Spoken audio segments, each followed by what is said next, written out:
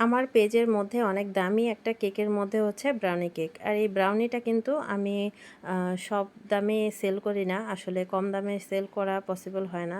যখন একটু ভালো ব্র্যান্ডের আপনি চকলেট বা প্রোডাক্ট ইউজ করবেন, তখন আর প্রোডাক্টের দাম কম দিলে পোষায় না। অনেকেই অনেক দামে সেল করেন। কিন্তু আমিও কিছু, কিছু আ যে প্রোডাক্ট রয়েছে বা কেক রয়েছে, সেগুলো আমি কিছু, কিছু কম দামেও সেল করি। কিন্তু এটা মোটামুটি ভালো দামে সেল করি। কারণ এটা প্রিমিয়াম কোয়ালিটির একদম প্রফেশনাল লেভেলে আমি তৈরি করি এই ব্রাউনিটা। আর এটা এতটাই জুসি, প্রত্যেকটা লেয়ারে মনে হয় চকলেট ঠুসে, ঠুসে রয়েছে। এক কথায় বললে অসাধারণ।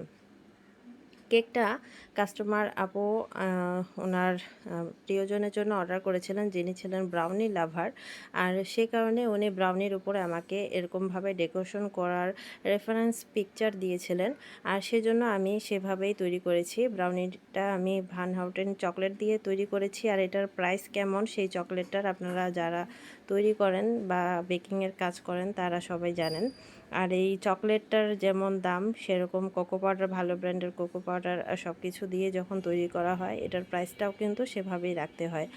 আর ব্রাউনিটা তৈরি করার পর আমি উপরে গানাশ ফ্রস্টিং দিয়ে, যে গানাশ ক্রিম রয়েছে সেটা দিয়ে ডেকোরেশন করেছি। আর কিছু চকলেট দিয়ে ডেকোরেশন করেছি যেন দেখতে সুন্দর লাগে। আর আমাকে উপরে একটা মাঝে জাস্ট টপার বসিয়ে দিতে বলেছিল, যে একটা হ্যাপি বার্থডে টপার দিয়ে দিবেন শুধু। সেই অনুযায়ী আমি টপারটা দিয়েছি।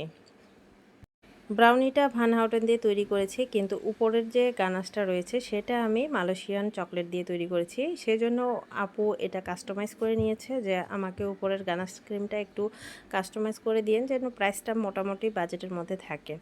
আর সেই অনুযায়ী আমি বাজেট করেছি। আপনারা চাইলে উপরে গানাশ ক্রিমটাও ভান হাউটেন বা কালিভার চকলেট দিয়ে তৈরি করে নিতে পারেন, যার যার মতো ইচ্ছে মতো কাস্টমাইজ করে নিতে পারেন। আর সবাই জানাবেন যে আসলে এই ব্রাউনি কেকটা কেমন হয়েছে, এটার লুকসটা কেমন হয়েছে। সবাই ভালো থাকবেন। আল্লাহ হাফেজ।